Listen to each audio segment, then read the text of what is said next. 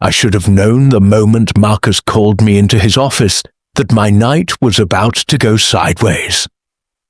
The fluorescent light above his desk flickered as I stood in the doorway of the cramped back office at Luminaire, the upscale restaurant where I'd been waitressing for the past 8 months. The scent of expensive cologne mixed with stale coffee hit me, and I fought the urge to wrinkle my nose. "Ivy, close the door," Marcus said without looking up from his tablet. I hesitated, my fingers curling around the doorframe. Nothing good ever came from closed-door conversations with Marcus Levine. He was the kind of manager who smiled when he spoke to customers and showed his teeth when he spoke to staff. And there was a difference. "Is something wrong?" I asked, stepping inside but leaving the door slightly ajar. He finally looked up, his thin lips pulling into what I assumed was meant to be a reassuring smile. It wasn't. "Wrong? No, quite the opposite. I have an opportunity for you tonight." Opportunity. That word tasted like metal in my mouth, even before he said it. "Table 12 just requested private room service for the evening," he continued, setting down his tablet and leaning back in his chair. "High-profile guests, very high profile. They specifically asked for discreet, attentive service." My stomach tightened. "We have senior servers for the private rooms, Marcus. I've never—" "Exactly, which is why this is perfect for you." He stood smoothing down his tie. "Bella called in sick, and Jason is handling the main floor. You're capable, Ivy. I've seen your work. This could be very good for your future here." I wanted to say no. Everything in me screamed to say no. But I thought about my mother's medical bills stacked on my kitchen counter. I thought about the eviction notice that had been taped to my apartment door last week.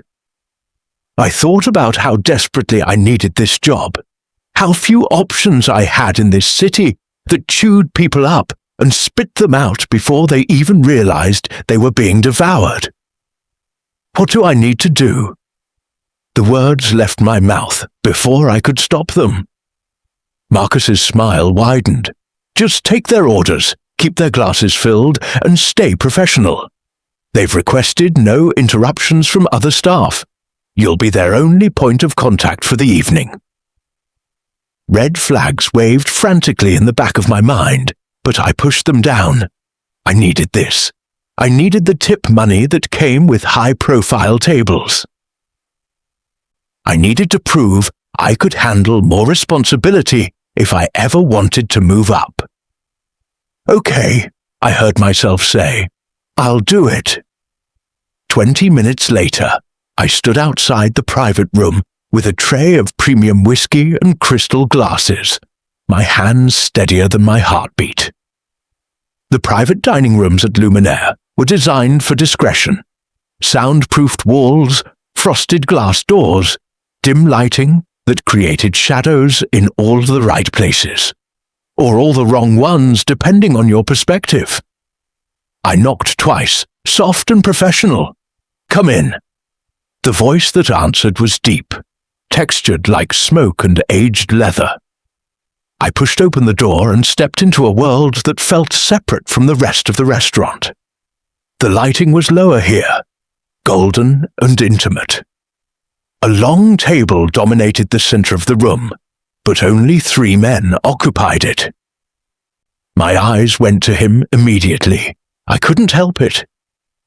He sat at the head of the table, his presence filling the room in a way that had nothing to do with physical size and everything to do with the gravitational pull of power. Dark hair swept back from a face that could have been carved from marble. Sharp jaw, strong nose, lips that looked cruel even in repose. But it was his eyes that held me frozen. Grey, storm cloud grey. And they were looking directly at me. "Your whiskey, gentlemen," I managed, my voice surprisingly steady as I approached the table. The 2 other men, one older with silver threading through his dark hair, one younger with a scar cutting through his eyebrow, barely glanced at me. But him? He watched every step I took, tracked every movement of my hands as I set down the glasses with careful precision. "What's your name?" he asked as I poured the first glass. I wasn't supposed to give personal information to guests. It was in the employee handbook, page 14, section 3. But something about the way he asked, not demanding, but expecting an answer nonetheless, made me reply, "Ivy, Ivy." He repeated it slowly, like he was tasting the syllables. "That's pretty." I didn't respond, focusing on pouring the second glass without letting my hands shake. I could feel his gaze on me, heavy and assessing, like he could see through the professional mask I wore and into the frightened girl beneath. "You seem nervous, Ivy," he observed, his tone almost gentle. "Almost. I'm fine, sir. Just want to make sure everything is to your satisfaction." The scarred man snorted. "She's terrified, Dominic. Can't you see she's shaking?" Dominic. So that was his name. "I can see that," Dominic replied, still watching me. "The question is why?" I finished pouring the third glass and stepped back, clasping my hands in front of me to hide their trembling. "Is there anything else I can get for you, gentlemen?" The older man leaned forward. "Your manager sent you in here alone?" Something in his tone made ice run down my spine. "Yes, sir. I'm assigned to your table for the evening." The three of them exchanged a look I couldn't decipher. The temperature in the room seemed to drop several degrees. "How old are you?" Dominic asked suddenly. 24? "And Marcus Levine is your manager?" I nodded, confused by the direction of his questions. "Yes, is something wrong? If you'd prefer a different server, no." The word was absolute, leaving no room for argument. "You'll stay, but come here." My feet moved before my brain could protest, carrying me around the table until I stood beside his chair. He turned to face me fully, and I realized with a start how much larger he was up close. Power radiated from him like heat from a flame. He reached out slowly, giving me time to step back if I wanted to. I couldn't. His fingers caught my chin, tilting my face toward the light. His touch was surprisingly gentle, but I felt the strength beneath it, the carefully controlled force of a man who could break things without effort. "You're scared," he said softly, those storm-grey eyes searching mine. "But not of us, not really. You're scared of something else, someone else." How did he know that? How could he possibly see that? "I should get your appetizers," I whispered, but I didn't pull away from his touch. In a moment, his thumb brushed across my cheekbone, and I fought back a shiver. "Has anyone ever hurt you here, Ivy?" The question was so unexpected, so intimate, that I felt tears prick the back of my eyes. I blinked them away furiously. "No, sir, I really should—" "Dominic!" His grip tightened fractionally. "My name is Dominic Castellano, and you don't have to be afraid anymore." Castellano. The name detonated in my mind like a grenade. Everyone in this city knew that name. Everyone knew what it meant. The Castellano family controlled half the city's underground, from the docks to the nightclubs, from the gambling dens to the police force itself. They were the shadow government, the real power behind every political decision and business deal that mattered. And I was standing in a private room with the head of that family's hand on my face. Dominic watched realization dawn across my features, and something that might have been amusement flickered in those dangerous eyes. Now you understand, he murmured. Good. Now tell me, who do you need me to kill? The world tilted on its axis, and the door behind me clicked shut with a sound like a cell door locking. I don't... My voice came out strangled. I cleared my throat and tried again. I don't need you to kill anyone. Dominic's hand was still on my face, his thumb now tracing the line of my jaw with an intimacy that should have terrified me. Should have. But instead I felt something else entirely, something dangerous and electric that made my skin hum where he touched me. Liar, he said softly, but there was no malice in it. Just observation. You have the look, Ivy. I've seen it 1,000 times. Someone has power over you. Someone you're afraid of. The scarred man, I still didn't know his name, leaned back in his chair with a knowing smirk. Boss has a sixth sense for this shit. Never wrong. Enough, Enzo, the older man said quietly. He had kind eyes, I noticed. Dangerous, yes, but kind. The girl came here to work, not to be interrogated. Dominic's jaw tightened, but he released me.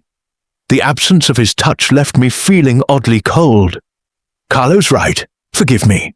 You came to serve us dinner, and here I am making you uncomfortable. But he didn't sound sorry. He sounded calculating. I stepped back, putting professional distance between us again. My heart was racing so fast I could hear my pulse in my ears. I'll get your appetizers now. The kitchen should have them ready. Sit down, Dominic said. It wasn't a request. I froze halfway to the door. Sir, I can't. You can, and you will. He gestured to the empty chair beside him. We're going to have a conversation, Ivy. Then you can bring us our food. This was insane. I should refuse. I should walk out that door and tell Marcus I couldn't handle the table. But something in Dominic's eyes held me captive. A promise of something I didn't understand yet, but desperately wanted to. I sat. Dominic poured a fourth glass of whiskey and slid it across the table to me. Drink. I'm working. I'm aware. Drink anyway. The amber liquid burned down my throat, but it steadied my nerves. Or maybe it just gave me an excuse for what I was about to do. Trust a complete stranger who also happened to be one of the most dangerous men in the city. Your manager, Dominic began, his fingers wrapped around his own glass. Marcus Levine. How long has he been inappropriate with you? My breath caught. He hasn't. Don't! The single word cut through my automatic defense. I saw your face when you walked in here. Terror, not of us, not yet. You were scared before you opened that door. And a woman only looks that scared when she's been backed into a corner by someone who has power over her livelihood. Enzo chuckled darkly. Told you, never wrong. I stared down at my hands at the small burn scar on my left thumb from a kitchen accident last month. How did this man, this criminal, see things that no one else had noticed in 8 months? Not the other servers, not the kitchen staff, not a single customer who watched me smile and pretend everything was fine. He hasn't hurt me, I said finally quietly. Not physically, but he makes suggestions, comments. He cornered me in the supply closet last week and told me that if I wanted to keep my job, I should be more friendly with the VIP guests. Silence fell over the room like a weighted blanket. When I looked up, Dominic's expression had changed completely. The gentle curiosity was gone, replaced by something cold and terrifying. His eyes had gone flat, emotionless. This was the man who ruled an empire built on violence and fear. Carlo, he said quietly, never taking his eyes off me. Make a phone call. The older man pulled out his phone and stepped toward the corner of the room. Speaking in low tones, I couldn't make out. "What are you doing?" I asked, panic rising in my chest. "Fixing a problem." Dominic leaned forward, elbows on the table, his full attention focused on me like a spotlight. Men like Marcus Levine operate because good people don't stop them. Because women like you need your jobs more than you need justice. Because the system protects predators. "You can't," I started, then stopped. What was I going to say? You can't kill my manager. You can't ruin his life. After what I'd just admitted, after 8 months of feeling dirty and trapped and powerless. "I can," Dominic said, reading my thoughts again. "And I will, but that's not the interesting part." "Ivy, what is?" His lips curved into something that wasn't quite a smile. "The interesting part is that Marcus Levine owes my family money. A significant amount. He's been skimming from the restaurant's protection payments for 6 months, thinking we wouldn't notice. My blood ran cold. Protection payments. This restaurant pays for our protection. Every business in this district does. It's how the city works." He said it so matter-of-factly, like he was explaining how rain worked. Marcus has been keeping a percentage for himself. Usually, that would be a death sentence. I couldn't breathe. Usually. But tonight, I'm feeling merciful. He reached out and caught my hand, his fingers warm and strong around mine. Because tonight, he made a mistake that's going to cost him everything he values. He sent you into this room scared and alone, and that pisses me off more than the stolen money. Enzo laughed, the sound sharp in the quiet room. "Boss doesn't like men who hurt women. It's his thing." "It's not a thing," Dominic said, his tone hardening. "It's basic human decency. Something Marcus clearly lacks." Carlo returned to the table, sliding his phone back into his pocket. "Done. He'll be removed from the premises within the hour. The owner will receive a full report of his indiscretion by morning." "Good." Dominic's thumb traced circles on the back of my hand, and I realized I was still letting him hold it. "Ivy, you'll need a new job. Luminaire is going to undergo some management changes, and I can't guarantee your position will remain stable. I need this job," I whispered. "My mother, I know, medical bills. I can see it in how you dress, how you carry yourself. Every dollar matters." He paused. "Come work for me."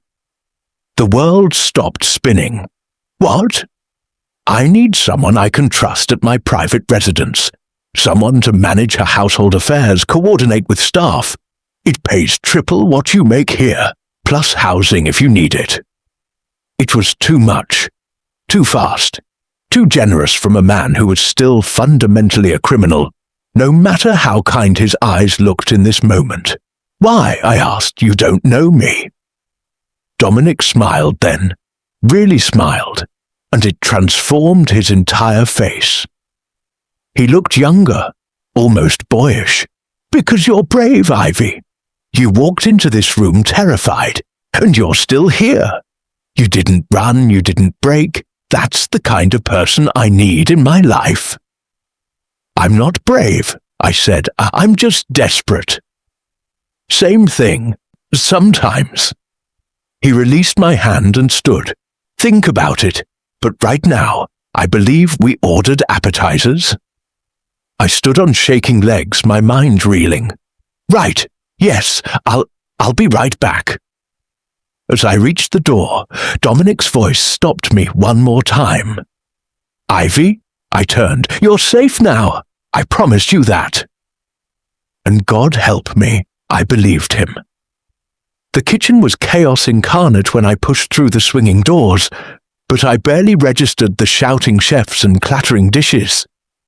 My hands moved on autopilot, loading appetizers onto a tray while my mind spun in 1,000 directions. Dominic Castellano had just offered me a job. Dominic Castellano had just destroyed Marcus's career with a single phone call. Dominic Castellano had touched my face like I was something precious, instead of a waitress with a stained apron and desperate eyes. Ivy? Earth to Ivy? Samantha, one of the line cooks, waved a hand in front of my face. You okay?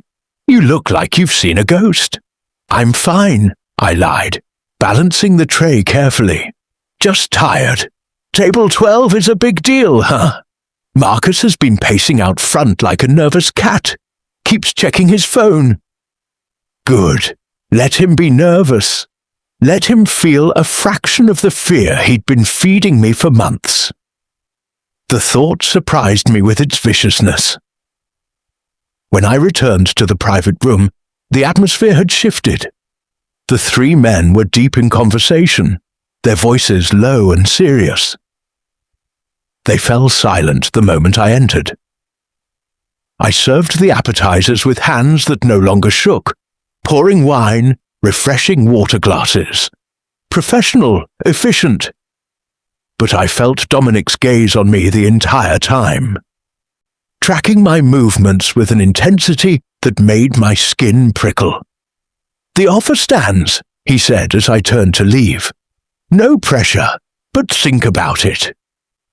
I nodded and escaped into the hallway, my heart hammering. The rest of the evening passed in a surreal blur. I brought course after course to the private room, each time finding Dominic's eyes waiting for me. He didn't speak much, but he didn't need to. His presence filled every silence, every pause, every breath I took in that room. It was nearing 10 o'clock when everything fell apart. I was in the kitchen, waiting for dessert, when raised voices erupted from the front of the restaurant. I recognized one of them immediately, Marcus, his tone shrill with panic. You can't do this! I've worked here for 5 years! 5 years! Curiosity pulled me towards the dining room. I stayed hidden behind the partition, watching as 2 large men in dark suits escorted Marcus toward the exit. His face was red, his eyes wild. This is because of that bitch, isn't it? Marcus snarled, twisting in their grip. That little horse said something to them, didn't she? Ivy! My blood turned to ice. One of the suited men grabbed Marcus by the back of his neck, forcing his face down. Keep talking, the man growled. Give me a reason. But Marcus had already spotted me, partially visible behind the partition. His eyes locked onto mine, and the hatred in them was so pure, so absolute, that I took an involuntary step backward. You're dead, he mouthed. You're fucking dead. Then they dragged him out into the night, and he was gone. I stood there shaking until a hand touched my shoulder. I spun around to find Carlo, Dominic's older associate, looking at me with those kind, dangerous eyes. He can't hurt you anymore, Carlo said gently. I promise. He threatened me, I whispered. He did. And now he's made that our business. Carlo's expression hardened. Men who threaten what belongs to Mr. Castellano don't fare well in this city. What belongs to Mr. Castellano? Was that what I was now? Property? The thought should have horrified me. Instead, it felt like safety.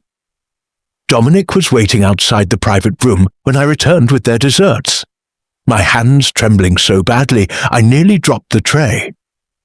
He caught it easily, setting it aside on a nearby table. Then he caught me, his hands firm on my shoulders, steadying me. You saw, he said, not a question. He threatened me. I know. Carlo told me. His jaw tightened.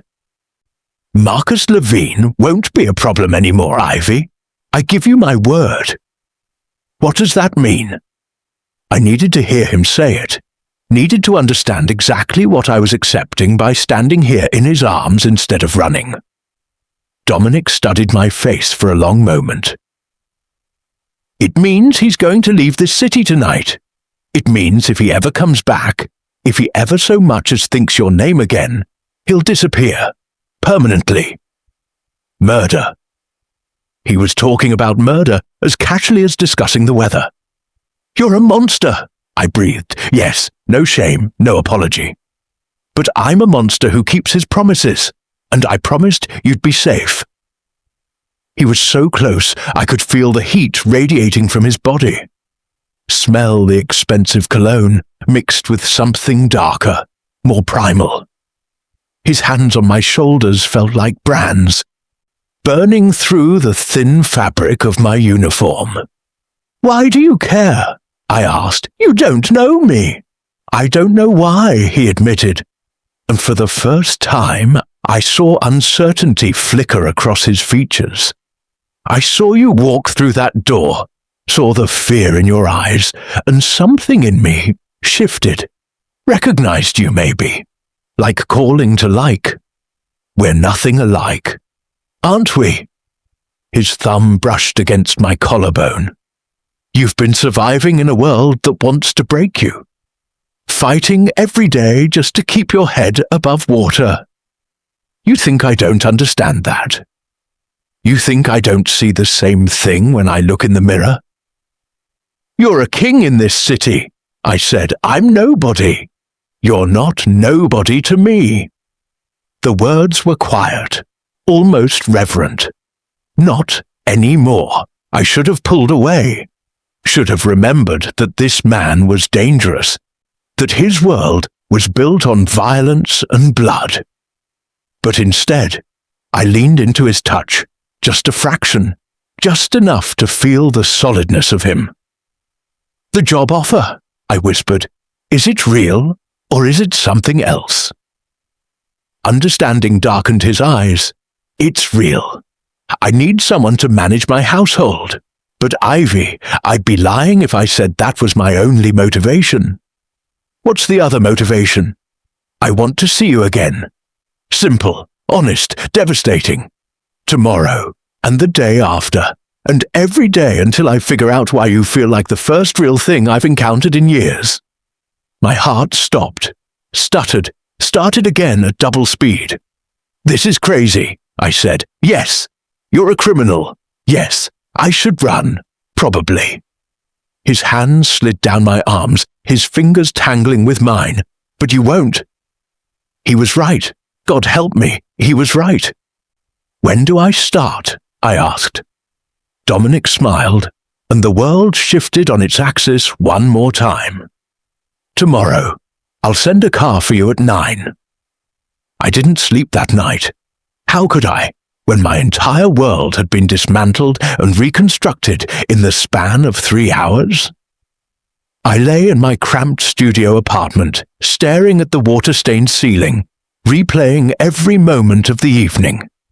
The way Dominic had looked at me.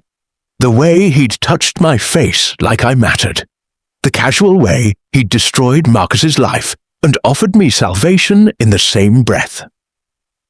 At 6 a.m., I gave up on sleep and made coffee that tasted like burnt regret. My phone buzzed on the counter. An unknown number. Car will arrive at 9. Bring whatever you need for today. If you require the housing option, we can arrange moving your belongings this week. D.D. Dominic. I stared at the message for 5 full minutes before my fingers found the courage to respond. I'll be ready. 3 dots appeared immediately, like he'd been waiting for my response. Good. I've been thinking about you all night. The phone nearly slipped from my shaking hands. This was insane. This was dangerous. This was the most alive I'd felt in years. That's probably not appropriate, I typed back. Nothing about this is appropriate, Ivy. That's what makes it interesting. I set the phone down before I could reply, my heart racing. What was I doing? What was I getting into? But even as the questions spiraled, I was already moving toward my closet, already deciding what to wear for my first day working for a man who could kill me with a word, and looked at me like I hung the moon. The car that arrived at precisely 9 o'clock was a sleek black Mercedes, with windows tinted so dark I couldn't see inside. The driver who stepped out was a mountain of a man with a kind face that didn't match his intimidating frame. "Miss Ivy." His voice was surprisingly gentle. "I'm Thomas. Mr. Castellano sent me to collect you." Collect me, like I was a package or a treasure. "Thank you," I managed, sliding into the back seat with my worn backpack clutching at my lap. The interior smelled like leather and money. Thomas pulled away from my building, with its chipped paint and broken intercom, and I watched my old life disappear in the side mirror. We drove through the city as it transformed around us. The cramped, dirty streets of my neighborhood gave way to tree-lined avenues and buildings that gleamed in the morning sun. We climbed into the hills where the truly wealthy lived, where the air itself seemed cleaner. "Mr. Castellano is looking forward to seeing you," Thomas said, his eyes meeting mine in the rearview mirror. "He's been energized since last night." Energized? He doesn't usually take such a personal interest in staffing decisions. Thomas smiled slightly. "You must have made quite an impression." Before I could formulate a response, we turned through massive iron gates that swung open as if by magic. The driveway stretched ahead, lined with manicured gardens and marble fountains, leading to a house that looked more like a palace. No, not a house. An estate. "Welcome to the Castellano residence," Thomas said as he parked in front of broad stone steps. I stepped out of the car and tilted my head back, taking in the 3-story mansion with its classical architecture and walls that probably held more secrets than I could imagine in a lifetime. "Ivy," I turned to find Dominic descending the steps, and my breath caught. Last night, he'd worn a dark suit that spoke of power and wealth. This morning, he wore charcoal slacks and a white dress shirt with the sleeves rolled up, revealing forearms corded with muscle and marked with scars that told stories I'd probably never hear. His hair was slightly damp, like he'd just showered. He looked less like a crime lord and more like a man. A devastatingly attractive man who was looking at me like I was the only thing in the world that mattered. "You came," he said, and I heard relief in his voice. "You doubted I would? I worried you'd come to your senses." He stopped in front of me, close enough that I had to tilt my head back to meet his eyes. "I'm glad you didn't. Maybe I haven't come to my senses," I admitted. "Maybe I'm just tired of being afraid." Something flashed in his eyes. Understanding, or recognition, or both. "Good. Fear is exhausting. Come inside. Let me show you your domain." He offered his hand, and after only a heartbeat of hesitation, I took it.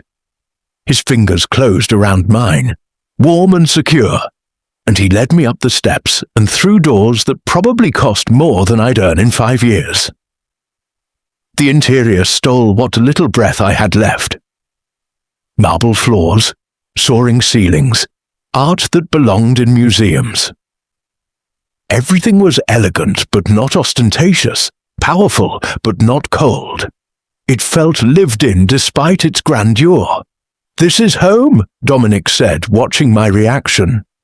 16 bedrooms, 10 bathrooms, 2 kitchens, a library, a gym, an indoor pool, and more closet space than any reasonable person needs.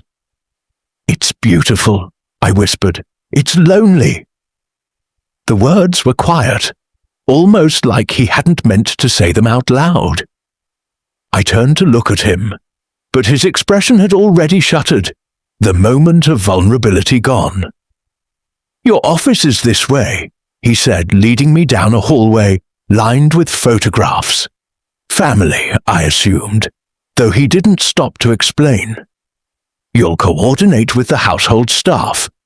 We have a chef, cleaning crew that comes 3 times a week, groundskeepers, security team. You'll be the central point of contact. That sounds like more than managing household affairs. It is. He pushed open a door to reveal a stunning office with floor-to-ceiling windows overlooking the gardens. A desk that looked like it belonged to a CEO sat in the center. A top-of-the-line computer, already set up. I trust you, Ivy. That's rare for me. I want you to handle everything I don't have time for, and I want you close. That last part hung in the air between us, heavy with meaning. Why, I asked again, the same question from last night. Why do you trust me? Dominic moved closer, backing me gently against the desk. His hands came to rest on either side of me, caging me in without touching me. Because you looked me in the eye last night and called me a monster. And you weren't wrong, but you didn't run. You saw exactly what I was, and you're standing here anyway. Maybe I'm stupid. Maybe you're brave. His gaze dropped to my lips, and heat flooded through me. Maybe you're the first honest thing to walk into my life in a decade. I'm not honest, I breathed. I'm terrified. I know. His hand came up, tucking a strand of hair behind my ear, in a gesture so gentle it made my chest ache. But you're here anyway. That's all that matters. The door burst open behind us, and we sprang apart like guilty teenagers. Enzo stood in the doorway, his scarred eyebrow raised in amusement. Boss, we have a problem. Dominic's entire demeanor shifted in an instant. The gentleman disappeared, replaced by the cold, calculating leader. What kind of problem? The kind with guns and bad attitudes. The Moretti family just sent a message. They want to meet tonight. The temperature in the room dropped 10 degrees. Tell them I'll consider it, Dominic said, his voice devoid of emotion. Enzo's eyes flicked to me, then back to Dominic. Should I? No. Dominic's voice was sharp. She stays. She's under my protection now. Boss, she stays. Enzo nodded and disappeared, leaving us alone in the sudden silence. I stared at Dominic, at the hard lines of his face and the dangerous glint in his eyes. What was that about? Nothing you need to worry about. Dominic, the Morettis are a rival family. They've been pushing into our territory for months. This meeting is either a peace negotiation or a declaration of war.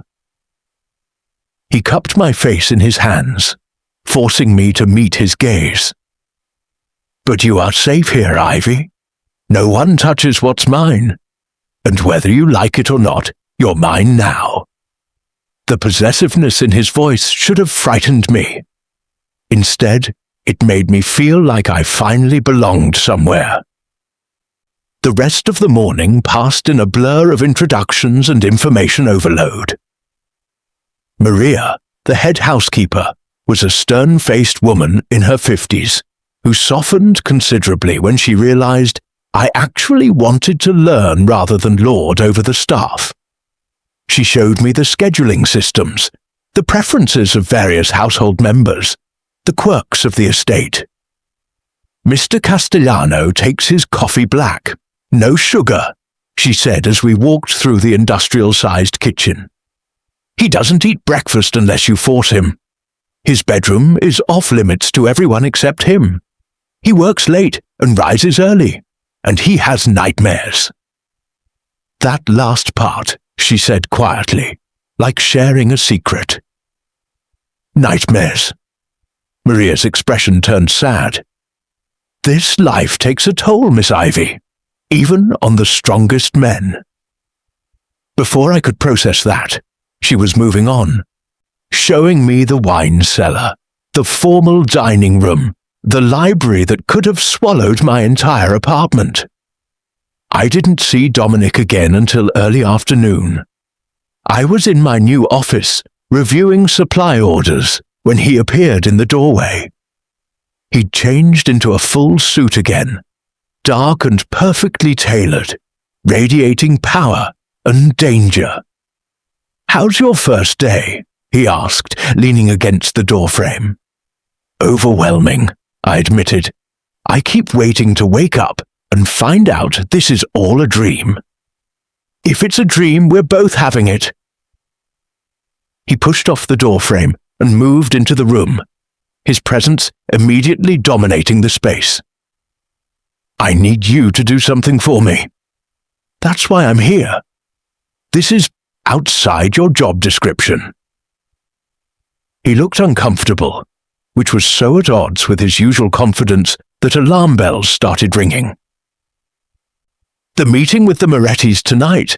I need a date." I blinked. "I'm sorry, what? A date? Someone on my arm? These negotiations are as much about perception as actual business. If I show up alone, I look weak. If I show up with just my men, I look aggressive. But if I show up with a beautiful woman who clearly chose to be with me, I look stable, powerful, in control. You want me to pretend to be your girlfriend? I want you to stand beside me and look like you belong there." His eyes searched mine. "Will you do it?" This was crazy. This was dangerous. This was so far beyond managing household affairs that it wasn't even in the same universe. What if they recognize me? What if someone from the restaurant? No one will recognize you. You'll be transformed. Hair, makeup, a dress that costs more than Marcus made in a month. You'll be untouchable. He moved closer. And you'll be safe. I swear it. You can't guarantee that. Yes, I can. Absolute certainty. No one will hurt you while you're with me, Ivy. I'd burn this entire city down first. The intensity in his voice, in his eyes, stole my breath. This wasn't about perception or business negotiations. This was something else entirely. Something raw and real and terrifying. "Okay," I heard myself say. "I'll do it." Relief washed over his features. "Thank you. But Dominic, if this goes wrong, if something happens, it won't." He caught my hand, raising it to his lips in a gesture so old-fashioned and intimate it made my heart stutter. "I protect what's mine, always."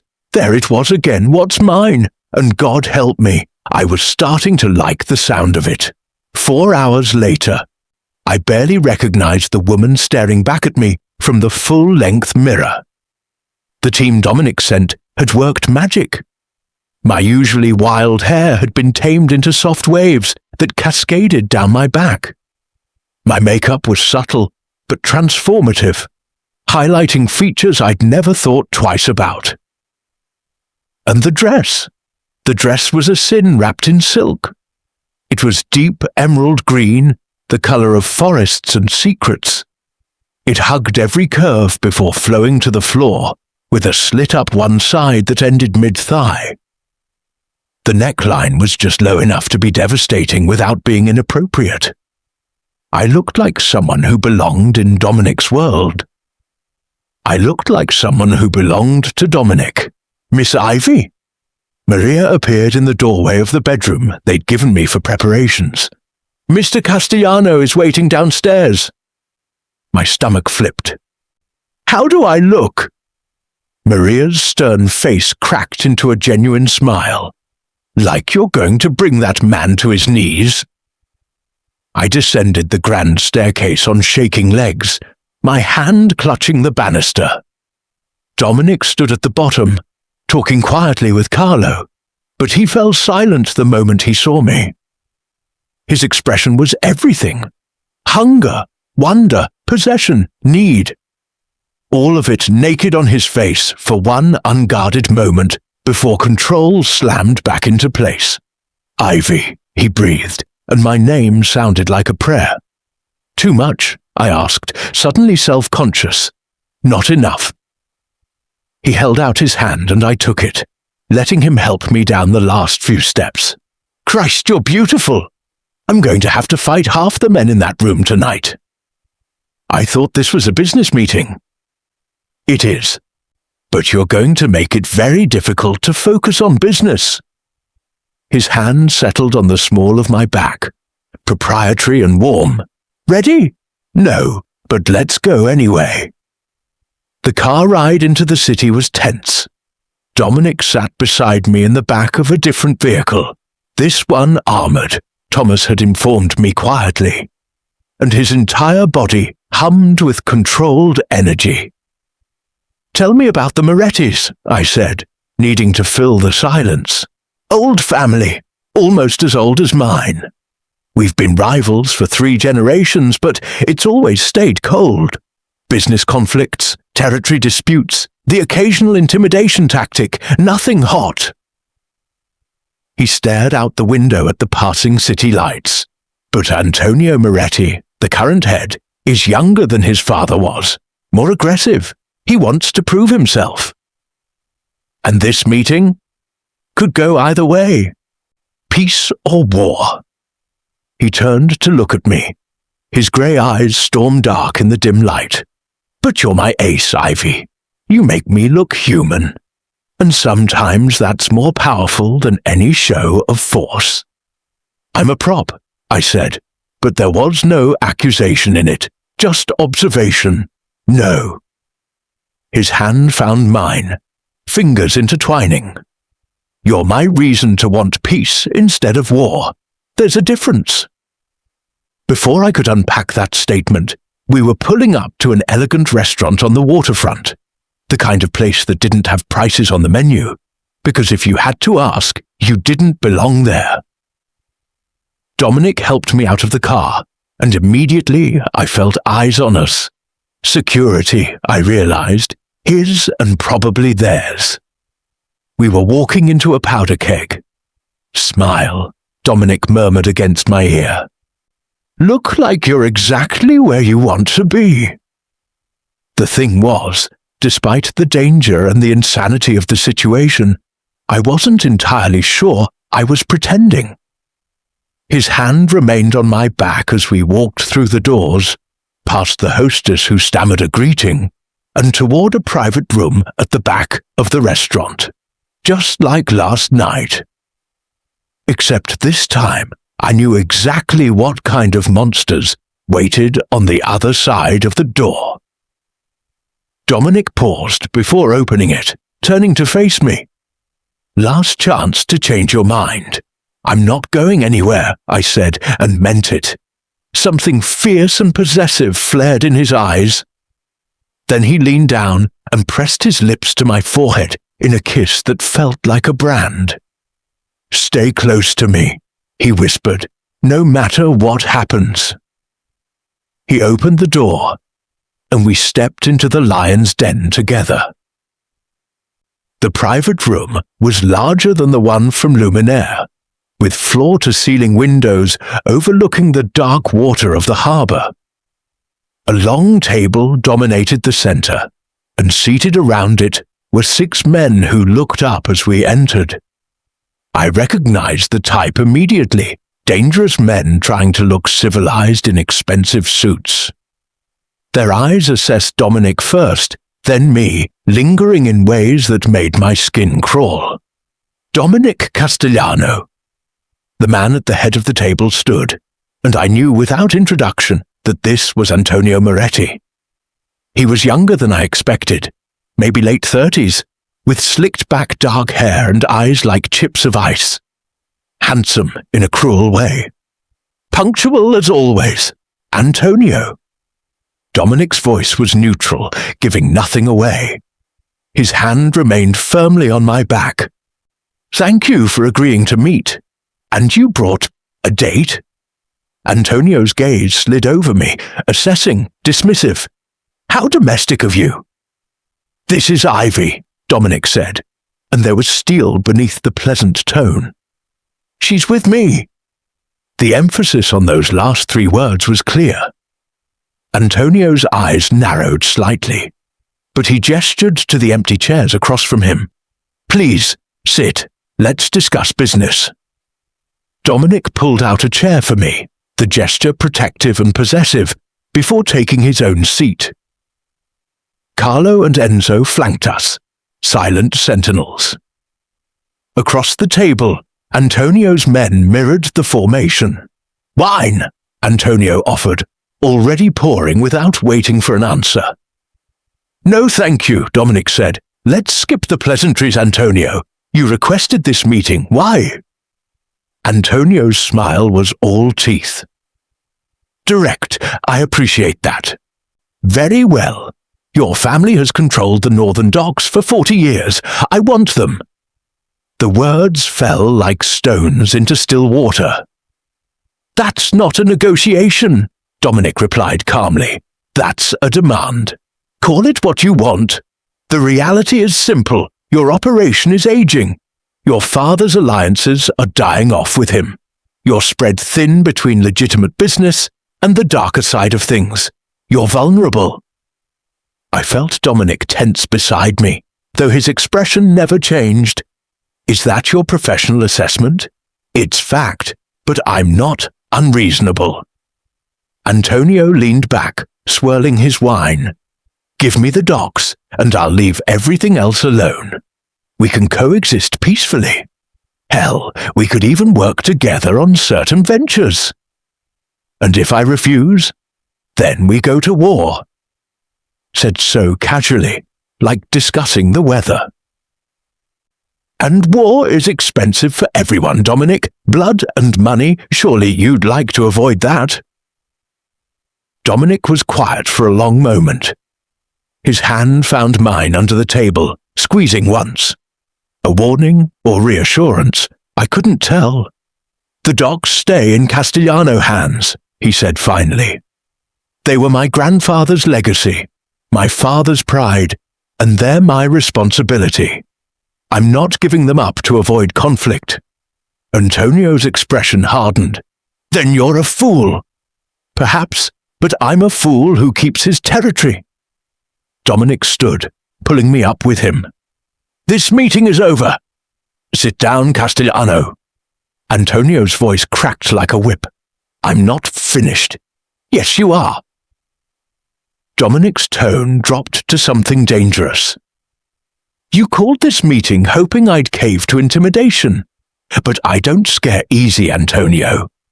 And I sure as hell don't negotiate from weakness. You think bringing your little whore makes you look strong?" Antonio sneered, and I felt the words like a slap. Dominic moved so fast I barely saw it. One moment he was beside me. The next he had Antonio slammed against the wall, forearm across his throat. "Say that again," Dominic growled. "Give me a reason."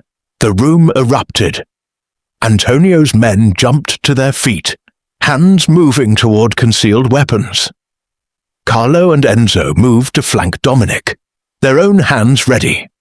And I stood frozen in the middle of it all, watching the man who'd been gentle with me turn into something lethal and terrifying. "Dominic!" I didn't shout, didn't scream, just said his name, quiet and steady. He went still. His eyes cut to me, wild and dangerous, and for a heartbeat I saw the man Maria had mentioned, the one who had nightmares, who carried the weight of an empire on his shoulders, who was one wrong move away from burning the world down. "Please," I said softly, "let him go." Something in my voice reached him. The wildness faded, replaced by cold calculation. He released Antonio and stepped back, straightening his suit jacket with deliberate care. "We're done here," Dominic said to the room at large. "But understand this, Antonio. You come at my territory. You come at my family. You come at what's mine." His eyes flicked to me. "And I will end you. Completely, permanently. There won't be peace negotiations or mercy. There will only be blood." He took my hand and led me toward the door. "This isn't over, Castellano," Antonio called after us, rubbing his throat. Dominic paused in the doorway, looking back over his shoulder. "Yes, it is. You just don't know you've already lost. The car ride back was silent for the first 10 minutes. Dominic stared out the window, his jaw tight, his hand still gripping mine like I might disappear if he let go. Finally, I couldn't take it anymore. Are you okay? He laughed, the sound bitter. Am I okay? I just threatened a rival family head in front of witnesses. I probably started a war, and I did it because that bastard insulted you. He was trying to provoke you. And it worked. He turned to face me, and the anguish in his eyes made my chest hurt. Do you understand what I just did, Ivy? I chose you over strategic advantage. I chose defending your honor over keeping the peace. That's not how this world works. That's not how I work. Maybe it should be, I said quietly. What? Maybe sometimes honor matters more than strategy. Maybe sometimes defending the people I caught myself. The people we care about is more important than business. I've known you 2 days, he said, but it sounded like an accusation against himself, not me. 2 days, and you're already making me reckless. Is that bad? Yes, no, I don't know. He ran a hand through his hair, destroying its perfect styling. All I know is that when he called you that word, I saw red. All I wanted was to destroy him for even thinking he could speak about you that way. Dominic, I'm dangerous, Ivy. Not just to my enemies, to you. Because I'm starting to care more about keeping you safe than keeping the peace. And that's how people die in my world. I shifted in my seat, turning to face him fully. Then teach me how to survive in your world. His eyes widened. What are you saying? I'm saying I'm not running. I'm saying that maybe I'm as reckless as you are. I'm saying, I took a breath, gathering courage. I'm saying that I haven't felt this alive in years, and maybe that's worth the risk. Dominic stared at me like I'd just revealed the secrets of the universe. Then, moving slowly, giving me time to pull away, he cupped my face in his hands. You're going to ruin me, he whispered. Good, I whispered back. Ruin me too. He kissed me. Not gentle, not sweet, but desperate and hungry and claiming, like he'd been holding back for days and finally broke. His mouth was fierce against mine, demanding and giving all at once, and I melted into him, into this moment, into the certainty that whatever came next, we'd face it together. When we finally broke apart, both breathing hard, his forehead rested against mine. No going back now, he said. I don't want to go back. Even knowing what I am, what this life means, especially knowing. I kissed him again, softer this time. I see you, Dominic, all of you, and I'm still here. His arms came around me, pulling me against his chest. I could hear his heart racing, matching mine beat for beat. Outside the window, the city blurred past. Inside the car, everything had changed. We were no longer pretending. I woke the next morning in a bedroom that wasn't mine. Too large, too luxurious, with sheets that felt like silk against my skin. For a moment, panic seized me. Then memory flooded back. After the kiss, Dominic had insisted I stay at the estate. It's not safe, he'd said, his arms still around me. Antonio will retaliate.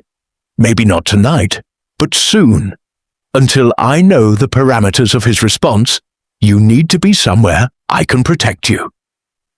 I'd agreed, too shaken by everything that had happened to argue. Maria had set me up in a guest room that could have housed my entire apartment twice over, and I'd fallen into bed still wearing the emerald dress, too exhausted to change. Now, morning light streamed through floor-to-ceiling windows, and I could hear the estate waking up around me. Voices in the hallway.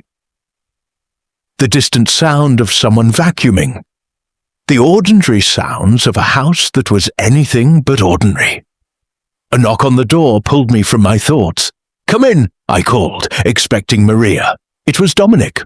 He stood in the doorway in gym clothes, athletic shorts and a fitted t-shirt that showed off the muscular build I'd only guessed at beneath his suits. His hair was damp with sweat, and I could see the edge of a tattoo peeking out from beneath his sleeve. "You're awake," he said, and something warm unfurled in my chest at the softness in his voice. "I was checking to make sure you were okay." "Define okay," I replied, sitting up and immediately becoming aware that the dress's neckline had shifted dangerously low while I slept.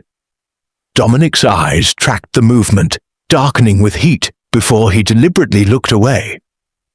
Physically unharmed, emotionally stable, not planning to run screaming. 2 out of 3, I admitted. I'm definitely not emotionally stable right now. He moved into the room, closing the door behind him. Neither am I, if it helps. I've been in the gym for 2 hours trying to work out what the hell I'm doing. And did you figure it out? No, but I broke 3 punching bags. He sat on the edge of the bed, keeping distance between us but close enough that I could feel his presence. "Ivy, about last night—" "Don't," I interrupted. "Don't you dare apologize for that kiss." "I wasn't going to." His lips quirked into almost smile. "I was going to ask if you regretted it. Do you? Not even a little. But I'm not the one whose life just got infinitely more complicated." He reached out, his fingers ghosting along my jawline. "Antonio's going to dig into you now. Into your past, your family, your secrets. He's going to look for leverage, and when he finds out about your mother—" My blood ran cold. "My mother? The medical bills? The reason you worked at Luminaire? Carlo already ran a basic background check, standard protocol for anyone entering my household. Your mother has stage 3 cancer. She's at St. Catherine's Hospital, currently in remission but requiring ongoing treatment. You investigated me. It should have made me angry, should have felt like a violation. But this was his world, and in his world, information was survival. Yes, and now Antonio will too. He'll see her as an opportunity, a way to manipulate you, to get to me." Dominic's expression turned fierce, which is why I've already had her transferred to a private facility under an alias, 24-hour security, the best oncology team money can buy, and all of it paid for. I couldn't breathe. "What? She's safe, Ivy. You're both safe. That's what I do for the people I—" He stopped, seemed to reconsider his words. "For the people under my protection. The people I care about."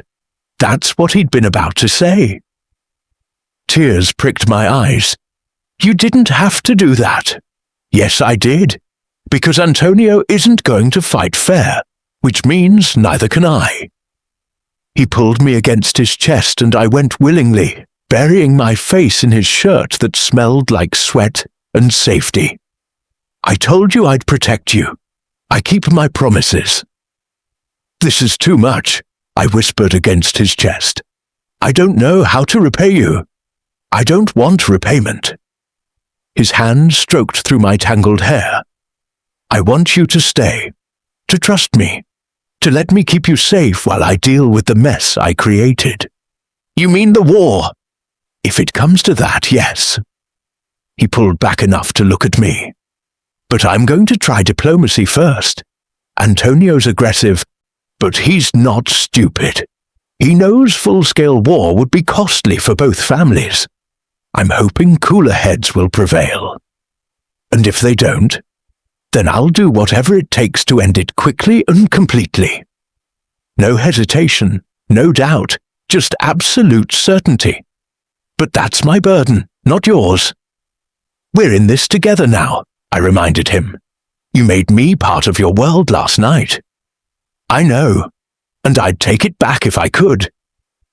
At my hurt expression, he quickly added, not because I don't want you here, but because you deserve better than this, better than me. I framed his face with my hands, forcing him to meet my eyes. Don't decide what I deserve. I'm choosing this. I'm choosing you, terrifying as that is. Why? The vulnerability in that single word broke my heart. Why would you choose this life? This danger? Because for the first time in years, someone sees me. Not a struggling waitress or a desperate daughter or a victim. You see me, Dominic, all of me. And you still look at me like I'm something precious. You are precious. He kissed my forehead, soft and reverent. You're the first good thing I've wanted to keep in a decade. Then keep me, I said, and let me keep you too. We stayed like that for a long time, holding each other as the morning sun painted golden patterns across the floor. Outside this room, there were threats and violence and a world that wanted to tear us apart. But inside this moment, there was only us. And that felt like enough. The illusion of safety shattered at noon when Enzo burst into Dominic's study, where we'd been going over security protocols. Boss, we have a problem. Dominic's entire demeanor shifted. What kind? The kind that bleeds. Enzo's expression was grim. Antonio hit one of our warehouses. 3 men dead, shipment stolen, and he left a message. What message? Enzo held up his phone, showing a photograph that made my stomach turn. Spray painted across the warehouse wall in red that was definitely not paint. The whore dies next. Dominic's face went absolutely empty.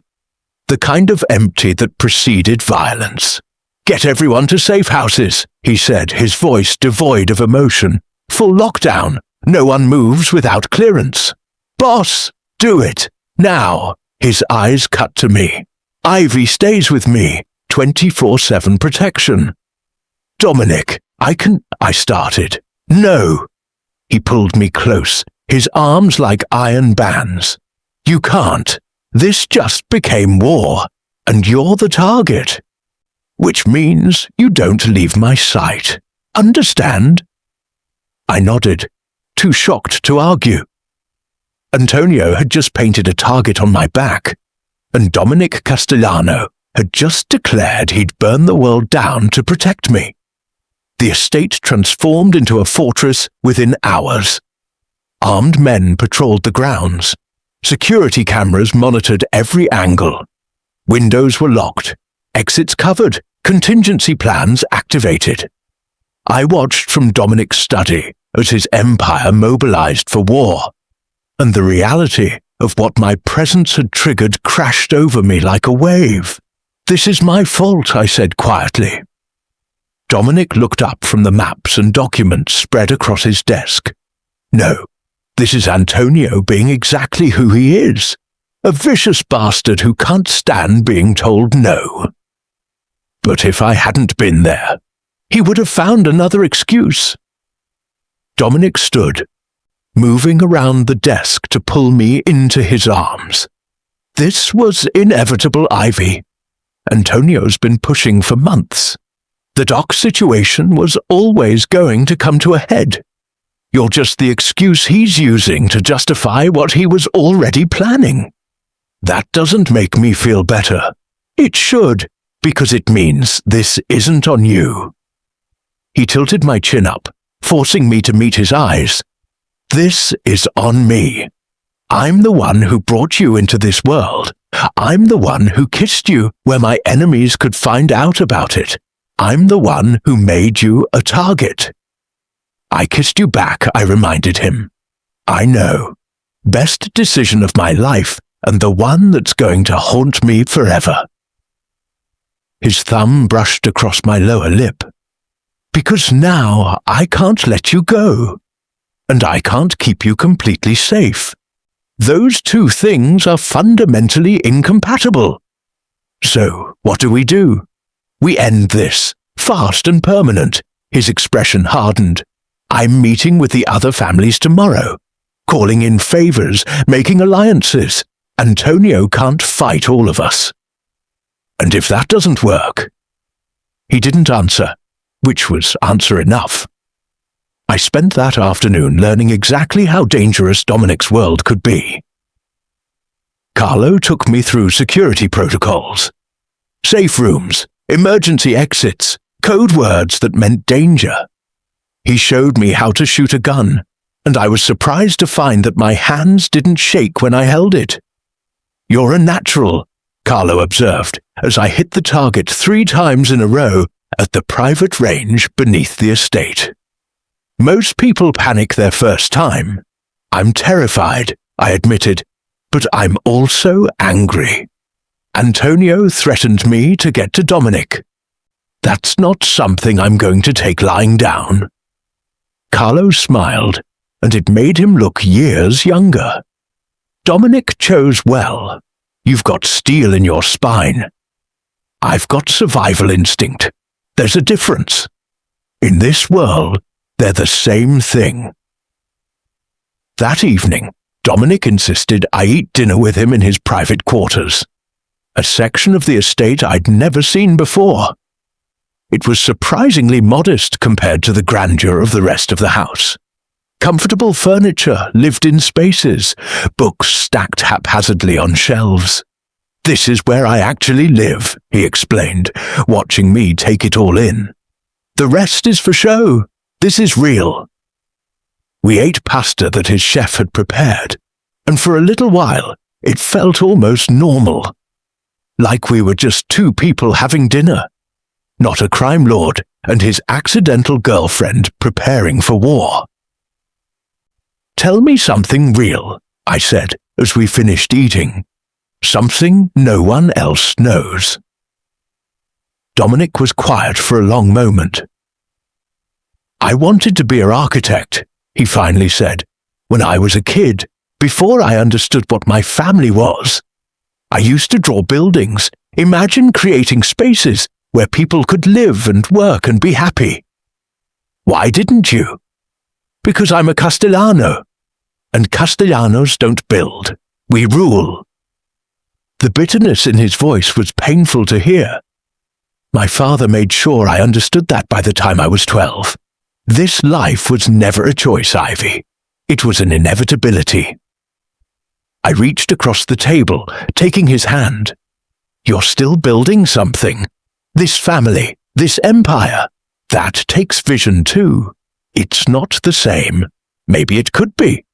After this is over, after things settle, maybe you could find a way to do both. He looked at me like I'd suggested he could fly. You really believe that? I believe you're more than what your father decided you should be. I believe you could be anything you wanted. I squeezed his hand, starting with being happy. Something shifted in his expression. Without a word, he stood and pulled me up, leading me towards the bedroom. My heart started racing, but he stopped at the threshold. Stay with me tonight, he said, not for sex, just stay. Sleep beside me. Let me know you're safe. The vulnerability in his voice undid me. Okay, I whispered. We lay in his bed fully clothed, the lights off, the house quiet around us. Dominic's arm was around me, my head on his chest, listening to the steady rhythm of his heartbeat. I haven't done this in years, he admitted into the darkness. Just held someone. Just been close without it meaning something strategic. How does it feel? Terrifying. Perfect. Like I'm finally breathing after holding my breath for a decade. His hand stroked through my hair. You're changing me, Ivy. Making me want things I thought I'd given up on. Like what? Peace. Real peace. Not just the absence of war. A life that's about more than survival and power plays. Someone to come home to who sees me as just me. I tilted my head up, pressing a kiss to his jaw. You are just you with me. No titles, no empire, just Dominic. He made a sound that might have been a laugh or a sob. Just Dominic. I barely remember who that is. Then let's figure it out together. He kissed me then, slow and deep and full of promise. His hands mapped my body over my clothes, reverent and restrained, like I was something holy he was afraid to break. I want you, he breathed against my lips. God, I want you so much, it's killing me. But not tonight. Not when everything is chaos and you're only here because it's not safe anywhere else. When then? When this is over? When you can choose me without fear or obligation or circumstance? When you can walk away if you want to, and you choose to stay anyway? His forehead pressed against mine. I want you to choose me because you love me, not because I'm the only thing standing between you and danger. Love. The word hung in the air between us, huge and impossible, and somehow inevitable. What if I'm already choosing you, I whispered. His breath hitched. Then I'm the luckiest bastard alive. We fell asleep tangled together, and for a few stolen hours, the world outside didn't exist. I woke to gunfire. Dominic was already moving, pulling me from the bed and toward a hidden door in the wall that I'd never noticed. Safe room, now. What's happening? Antonio's making his move. His face was hard, focused, terrifying. Go, lock yourself in. Don't come out until I come for you. Dominic! He kissed me hard and fast. Trust me, I'll come back for you, I promise. Then he was gone, and I was alone in the dark, listening to the sound of my world tearing apart. The safe room was small, windowless, and stocked for a siege. Water, food, medical supplies, weapons, and a bank of monitors showing security feeds from around the estate. I watched in horror as armed men flooded the grounds.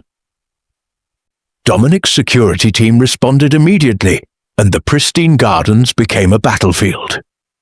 Muzzle flashes lit up the darkness like deadly fireflies. Men fell, blood stained the perfect grass. And somewhere in that chaos was Dominic. I found him on the cameras, moving through the house with Enzo and Carlo flanking him. He moved like violence personified, efficient, brutal, unstoppable. I watched him take down 3 of Antonio's men with a precision that should have horrified me. It didn't, because every man he killed was one less threat to him coming back to me. The attack lasted 47 minutes. It felt like 47 hours. When the grounds finally fell silent again, I counted 8 bodies. 6 were Antonio's men, 2 were ours. The door to the safe room opened, and Dominic stood there. He was covered in blood, some his, most not.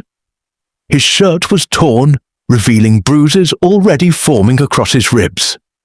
But he was alive. He was whole. He was here. It's over, he said, and his voice was rough with exhaustion and something darker. For now. I threw myself into his arms, not caring about the blood or the violence or the death. He caught me easily, burying his face in my neck. I thought I lost you, I choked out. Never. I told you I'd come back. He pulled away enough to frame my face with his hands, and his eyes were wild with adrenaline and need. I need you, Ivy, right now. I need to feel something real and alive and good. I kissed him before he could finish, pouring every ounce of fear and relief and desperate love into it. He responded instantly, his control snapping like a wire pulled too tight. Not here, he growled against my mouth. Upstairs. He lifted me effortlessly, carrying me through the estate while I wrapped around him like I could absorb him into my skin. Staff members scattered at the look on his face, and I didn't care. Let them see. Let the whole world see. We barely made it to his bedroom before clothes started coming off. His shirt, my sweater, his pants, my jeans. Skin on skin, heat and need, and finally, no barriers between us. "Tell me you want this," Dominic demanded, his hands mapping every inch of me like he was memorizing scripture. "Tell me this is real." "It's real," I gasped as his mouth found my throat. "I want this. I want you, all of you, even the monster. Especially the monster." I pulled his face to mine, making sure he could see the truth in my eyes. "I see what you are, Dominic. I've seen you kill. I've seen you command. I've seen you build an empire on violence and fear, and I still want you. All of it. All of you." Something broke in him then. Or maybe something finally healed. He made love to me like I was salvation itself, desperate and reverent and consuming. Every touch claimed me. Every kiss branded me. Every movement said mine in a language older than words. I gave as good as I got, learning the landscape of his body, the scars that told stories of survival, the tattoos that marked allegiances and losses, the places that made him groan and shake and forget to be controlled. "Ivy," he breathed my name like a prayer as we moved together. "My Ivy, mine, yours," I agreed and felt the truth of it in my bones. "And you're mine. Always," he promised, and then words became impossible. Afterward, we lay tangled in sheets that smelled like sex and safety, his fingers tracing lazy patterns on my bare back. "I should feel guilty," he said quietly. "2 of my men died tonight, and here I am completely satisfied." "You honored them by living," I said, "by taking what you could from the darkness and making it into something beautiful." "Is that what this is? Beautiful?" "Yes." I propped myself up on his chest, looking down at him. "We're beautiful. Broken and violent and impossible, but beautiful." He tucked a strand of hair behind my ear, his expression soft in a way I'd never seen before. "I love you." The words hung in the air, more devastating than any declaration of war. "You don't have to say it back," he continued quickly. "I know it's fast, I know this whole thing is insane, but I needed you to know. Before whatever comes next, I needed you to know that you're not just protection detail, or a warm body, or a strategy. You're everything." Tears pricked my eyes. "I love you too. I think I have since you asked me who you needed to kill." He laughed, the sound surprised and delighted. "That's when you fell for me, when I offered to commit murder on your behalf. It's when I knew you saw me, really saw me, not as a victim or a project, but as someone worth defending." I kissed him softly. "And yes, I know we're both probably insane, but I'd rather be insane with you than sane without you." "Good." He pulled me back down against his chest, his arms coming around me like a fortress. "Because I'm never letting you go now. Never.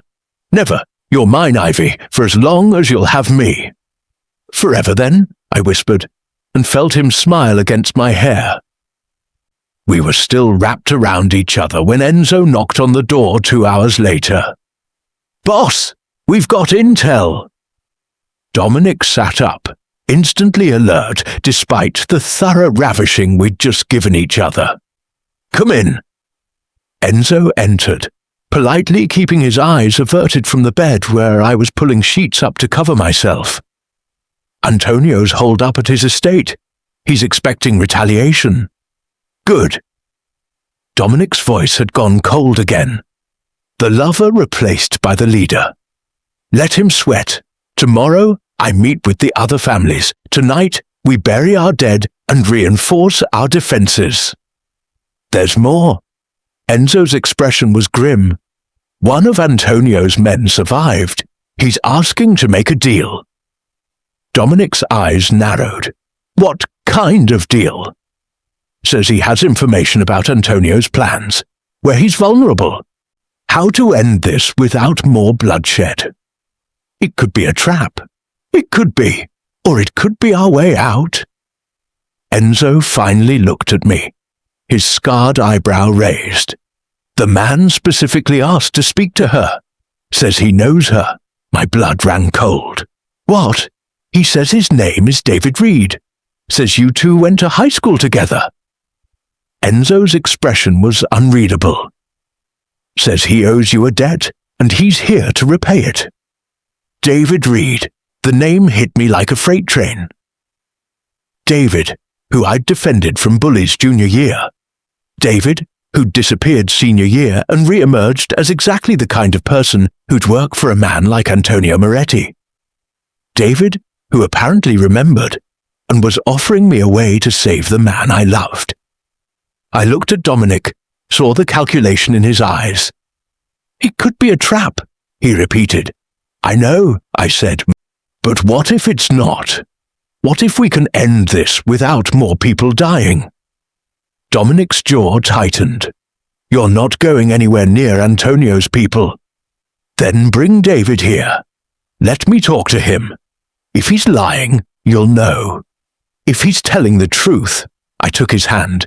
If he's telling the truth, we end this, together. For a long moment, Dominic said nothing. Then he turned to Enzo. Bring him here. Full security protocols. One wrong move, and you put a bullet in his head. Enzo nodded and left. Dominic pulled me against him, his face buried in my hair. If this goes wrong, it won't, I said with more confidence than I felt. But even as I said it, I knew we were balanced on a knife's edge, and the only way out was through. David Reed looked different from the boy I remembered, harder, scarred, with eyes that had seen too much darkness. But when he looked at me across the interrogation room in Dominic's basement, something of that scared kid I'd defended flickered to life. Ivy Hayes, he said, his voice rough. Never thought I'd see you again. David. I sat across from him, aware of Dominic standing behind me like a living weapon. Enzo said you wanted to talk. I owe you. You stood up for me when no one else would. Took a beating for it, if I remember right. He glanced at Dominic. That kind of debt doesn't expire. Not in my book. So you're here to repay it by betraying your boss? Dominic's voice was cold, suspicious. I'm here because Antonio Moretti is a rabid dog who needs to be put down, and I'd rather it happen cleanly than watch this city burn. David leaned forward. I'm not stupid, Castellano. I know how this ends. Either you destroy Antonio, or he destroys you. But a lot of innocent people are going to die in the crossfire, including Ivy. She's protected, Dominic said flatly. For how long? Antonio's obsessed now. He sees her as the symbol of your weakness. He won't stop until she's dead or you are. David pulled out a folded paper from his pocket. Somehow, he'd been allowed to keep it, which told me Dominic's men had already searched it. This is a layout of Antonio's estate, where he sleeps, where his security is weakest, when he's most vulnerable. Dominic took the paper, studying it. Why would you give me this? Because I want out. Out of this life, out of this city.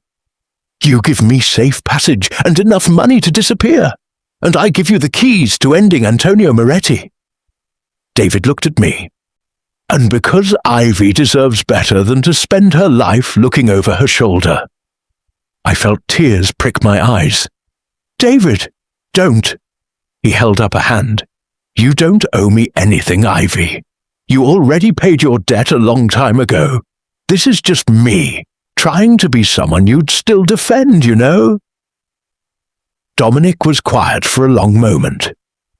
Then he pulled out his phone and made a call. Carlo, set up a new identity package, full documentation, offshore account, transportation out of the country, use Protocol 7. He ended the call and looked at David. You'll have everything by tomorrow night. But understand this, you ever cross me, you ever threaten what's mine, and there's no place on earth you can hide. Clear? Crystal. David stood, extending his hand. After a pause, Dominic shook it. As David was being led out by security, he stopped at the door and looked back at me. Be happy, Ivy. God knows someone should be. Then he was gone, and it was just Dominic and me in the cold basement room. Is the information good? I asked. Carlo's people are verifying now, but my gut says yes. David Reed wants out badly enough that betraying Antonio is worth the risk. Dominic pulled me to my feet, his hands cupping my face. This could be over soon. And then what? Then we live. He kissed my forehead. We figure out what a normal life looks like, or as normal as it can be when you're in love with a criminal. I don't want normal, I admitted. I want this, us, exactly as we are. Good, because I don't think I'm capable of normal anymore. His thumb traced my lower lip. But I am capable of loving you, protecting you, building a life with you. If you'll let me, forever, I said, echoing my promise from earlier. I'm choosing forever. The hit on Antonio Moretti happened 3 nights later. I wasn't there. Dominic had been absolutely inflexible on that point.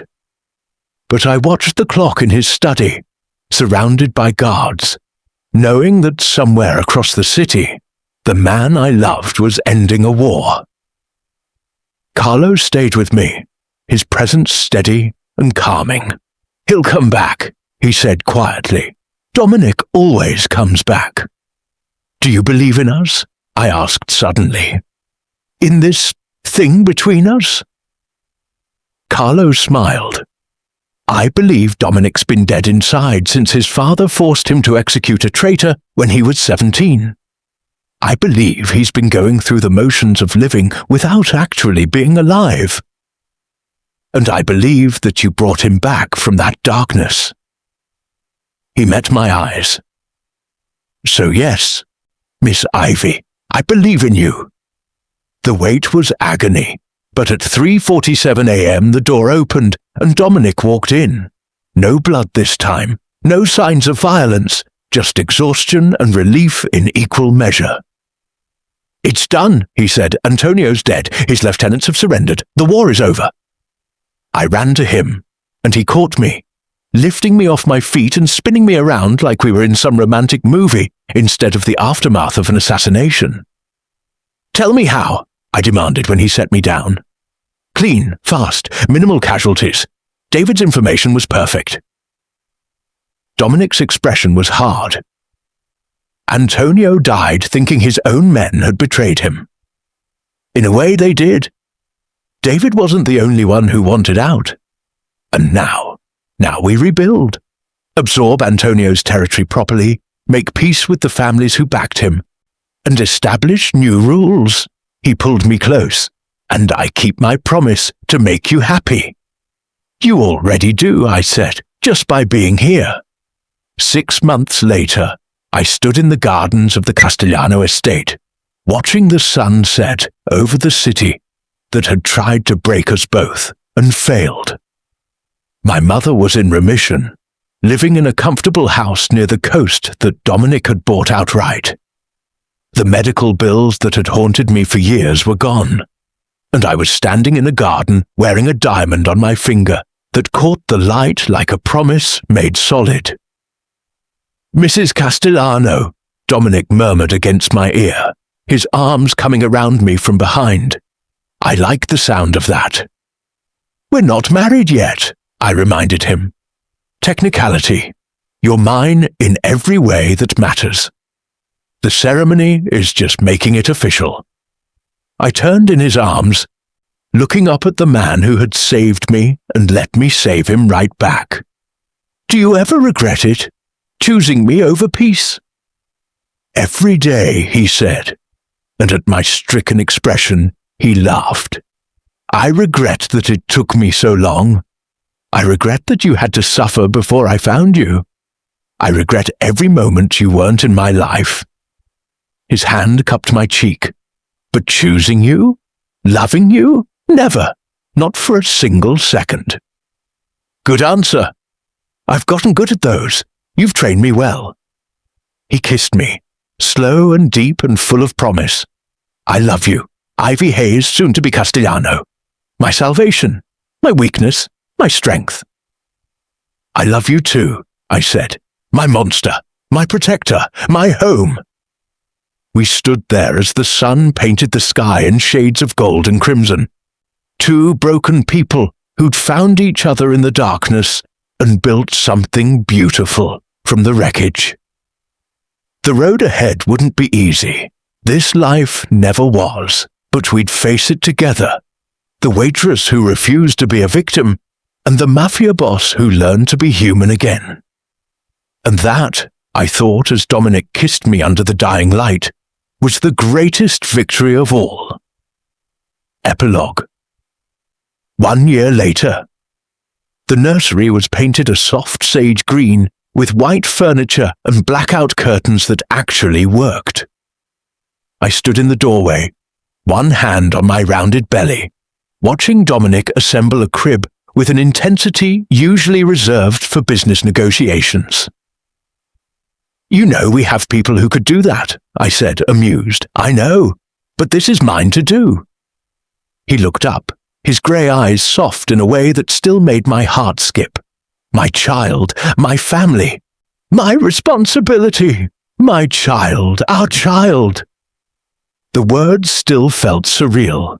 We'd gotten married on a clifftop overlooking the ocean, with only close family and trusted associates present. My mother had cried through the entire ceremony. Carlo had given me away. Enzo had served as Dominic's best man and only made 3 inappropriate jokes in his speech. It had been perfect. And now, 7 months later, we were preparing for the next chapter. A daughter, the doctors said, a little girl who would grow up in this world of contradictions, violence and love, danger and safety, darkness and light. She's going to have a choice, Dominic said suddenly, reading my thoughts the way he always did, about this life, about what she wants to be. I won't force her into the empire the way my father forced me. And if she chooses it anyway, then I'll teach her to be better than I am, smarter, kinder, strong enough to change things from the inside. He stood, crossing the room to pull me into his arms. But I hope she chooses something else, something normal and safe and boring. She's your daughter, I said, laughing. Normal and boring aren't in her future. True. His hand rested on my belly, and I felt our daughter kick against his palm. But loved, protected, given every opportunity to be whoever she wants. That's a guarantee. I kissed him, tasting promise and future and all the impossible things we'd built together. We did it, I whispered. We survived. No, Dominic corrected gently. We lived, finally. And we did, every single day.